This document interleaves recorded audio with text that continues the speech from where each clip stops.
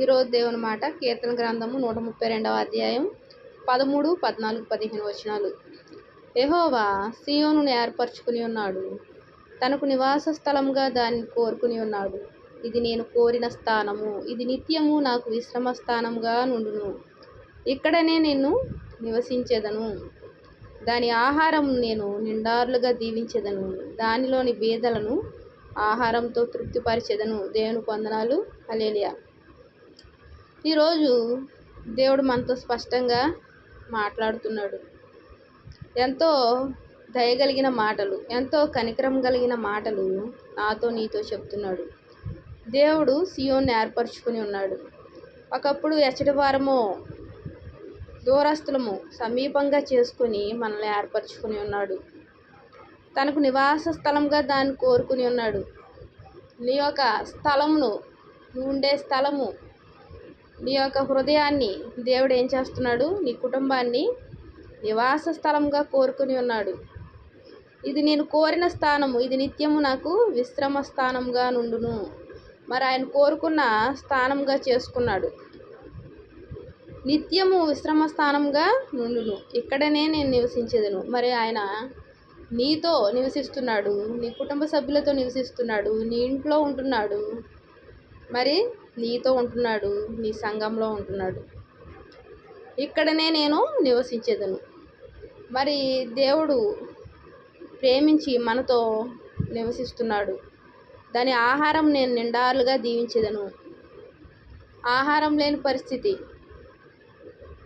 అయ్యో రేపు ఎలాగా, రేపటి పరిస్థితి ఎలాగా, వచ్చే నెల పరిస్థితి ఎలాగా, అప్పులు ఏమిటి అని ఇబ్బంది పడుతూ సతమతమవుతున్న పరిస్థితులు, దాని ఆహారం నేను నిండారులుగా దీవించదనని దేవుడు చెప్తున్నాడు. ఇంకా భయపడాల్సిన అవసరం లేదు.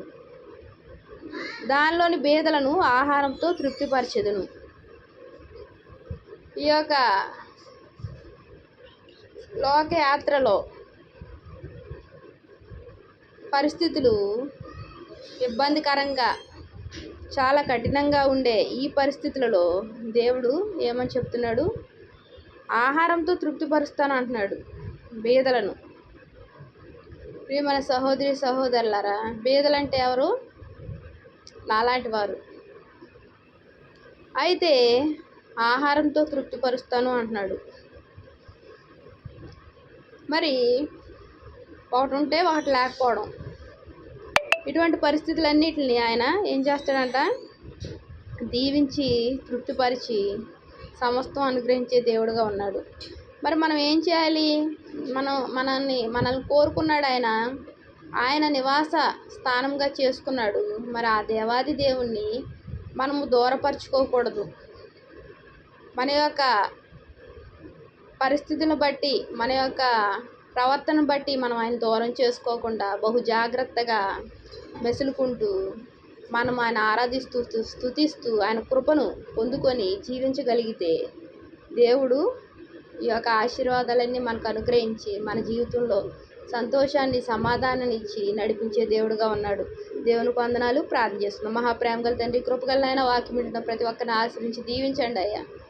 తండ్రి, వారి స్థితిగతులను మరింత ప్రభు హెచ్చించి, ప్రభు నాయన వారిపై తండ్రి, నాపై, మా కుటుంబాలపై ప్రభు నీ కృప కనికరములను విస్తారంగా కుమ్మరిస్తూ ప్రభు నాయన పోషిస్తూ, సంరక్షిస్తూ, దీవిస్తున్న దేవానికి వందనాలు చెల్లించుకున్న వాక్యం వింటున్న ప్రతి ఒక్కరిని ఆశ్రయించి దీవించండి అయ్యా. నువ్వు సహాయం చేస్తున్నందుకు, కృప చూపుతున్నందుకు వందనాలు చెల్లించుకుంటున్నా. ప్రభుని ప్రియరక్షకుడు యేసుక్రీస్తు వారి నామంలో అతి వినయంగా బ్రతిమలాడి వేడుకుంటున్నాను తండ్రి. ఆమేన్.